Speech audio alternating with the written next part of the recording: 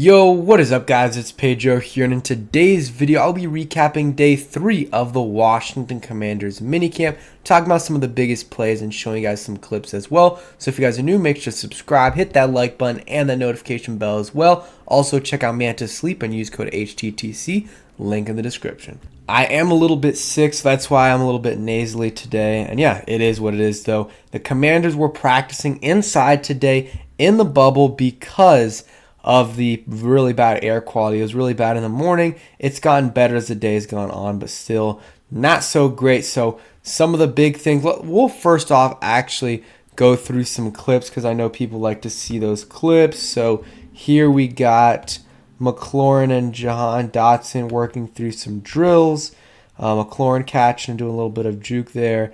And then, Jahan doing the same thing. And then Diami, good to see a Diami clip in there. And then you see 19. Not sure who 19 is. Got to get my jersey numbers correct. I mean, I don't think it's Marcus Kemp. I think he's in the 80s. And then maybe it's one of the undrafted free agents. But that's that clip. And then, I guess that's the only clip that they have out today. There's like one more I can show you guys. I guess, where is it? Pete Haley showing Jahan doing the ladder right there and, showing his good footwork. And, yeah, that's really it. Nothing major. Let's talk about some of the biggest plays, and then we'll get into the notebook. So Howell kind of had an up and down day. He had some really nice plays and had some not so nice plays. So he had a deep connection with McLaurin. Good throw, good catch, and McLaurin almost ran out of the bubble because, limited room there. But good to see the connection with McLaurin is there. We saw it was there in the game against the Cowboys. Had a touchdown pass to him, had another pass to him, which was good, which would have allowed him or Terry to get yards after the catch, but he dropped it and had that nice deep ball to Terry as well. And then this is the not so great. So Sam Howell had back-to-back plays with interceptions, one to Percy Butler and then the other to Troy Apke. So, not great, but like Kareem says here, get them out of the way now and hope they don't show up as we go. So this is kind of what we expected, a little bit up and down for Sam Howell, but you're going to be a little bit more risky in training camp and OTAs and minicamp and stuff. So yeah, get those interceptions out of your system now. And Apke dropped one yesterday. Well, he makes up for it and gets an interception today. And Percy Butler looks like he's having a pretty good camp, and I would not be surprised to see him, get some snaps this year on defense. The only, thing that's preventing him from that is there's guys like Cam Curl, Quan Martin, and Derek Forrest ahead of him, and had to turn on the fan. It's just way too, I can almost feel smoke from outside here. But yeah, those guys are ahead of him, which might prevent him from playing. But he definitely has shown some good things in OTAs and minicamps so far, and could have a chance to make an impact this year on defense, and will definitely play special teams for sure. And then again, Troy Apke still somehow finds a way to stick around. He's not making the roster though. Not sure if he's playing corner safety. Let's see. Mark Bullock asks, and yeah, no one has an answer. But yeah, that's a little bit of an update there. Let's go through some of Zach Selby's updates, and then we'll go into his notebook. So we talked about this, and he ended with a touchdown pass to Logan Thomas, which is good. Nice grab by Chris Rodriguez on a pass from Brissett and dove into the end zone.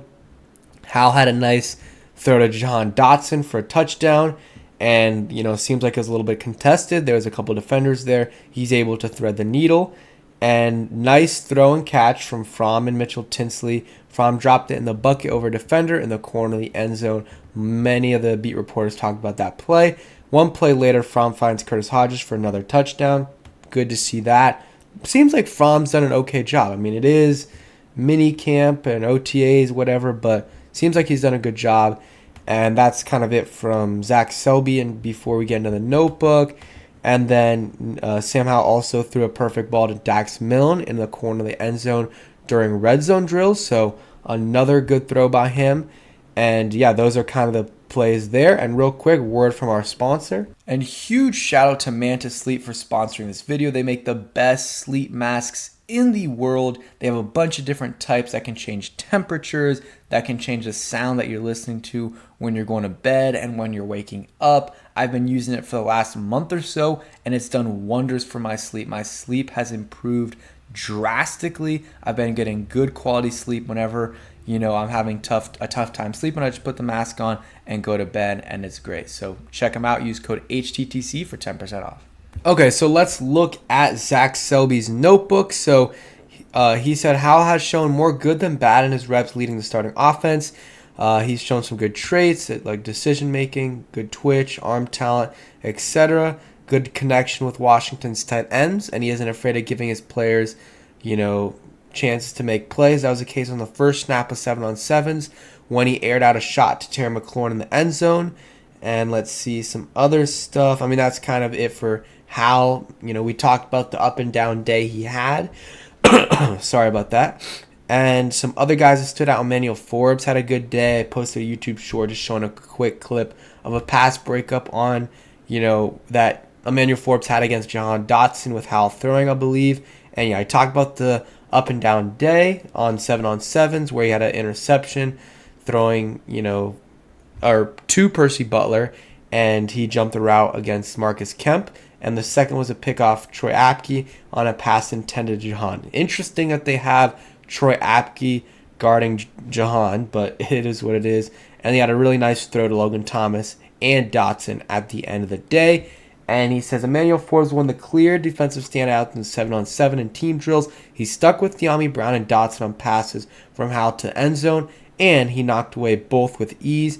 Rivera mentioned that Forbes has been as advertised this offseason, and the cornerback continues to prove that he is a plug-and-play type player, and he's not just making interceptions, but he's consistently breaking up passes, which is great to hear and see, because we did see one of those today. And Dax Milne, had a nice catch today. He pulled down some impressive catches over the past few weeks, and he had 2 more during today's practice. He managed to create some separation against St. Juice for a catch on a comeback route, and he caught a touchdown over Danny Johnson during team drills. So Dax Milne, he's been, last offseason he had a really good training camp. Didn't translate too much to the regular season, but he didn't have a terrible season. But looks like he's shown more than Marcus Kemp and some of these other guys. Chris Rodriguez has shown improvement as a guy that Eric Bieniemy was kind of hard on early on in rookie mini camp and even OTAs, but they said he continues to show improvement. While working with the second offensive group, he secured a catch and a pass from Brissett and dove across the goal line for the score. On the next play, Jared Patterson scored a touchdown himself with an over-the-shoulder catch. So, good to hear JP's making some plays. One of my favorite guys. I know Juan loves him, and a lot of fans like him because he's from the DMV area. He's a short guy, and he's played well for us, but I just don't think the coaching staff values him. But maybe Eric Bieniemy does. And finally, the throwing catch of the day came from near the end of the practice with Jake Fromm throwing to Mitchell Tinsley. Fromm paced the ball exactly where Tinsley needed it to be, and the wideout kept both feet in bounds and made the catch over defender for the score. So Casimir Allen being out definitely helps. It hurts him, obviously, and it sucks because I thought he had the highest chance of making the team as out of the undrafted free agents. But now that he's out for a little bit, maybe Mitchell Tinsley can make it. He's done pretty well, made some big plays. So I think Mitchell Tinsley has a chance. We'll see how he does, but he's probably the front runner to make the roster right now, him or Casimir Allen. But Casimir Allen needs to make sure he's back soon, definitely by training camp. I think he should be, but it is a hamstring injury, so you really, really never know. So that's the last mini camp. I think they have a practice on next Tuesday. I don't know what that, what's considered, if it's mini camp or whatever, but they do have a practice, so I'll have a video recap on that. I'll have a video talking about the standouts tomorrow, maybe some highlights and stuff on Saturday. And yeah, should be fun. So thank you guys for watching. Hope you guys enjoyed. If you did, hit that like button, subscribe if you guys new, and peace.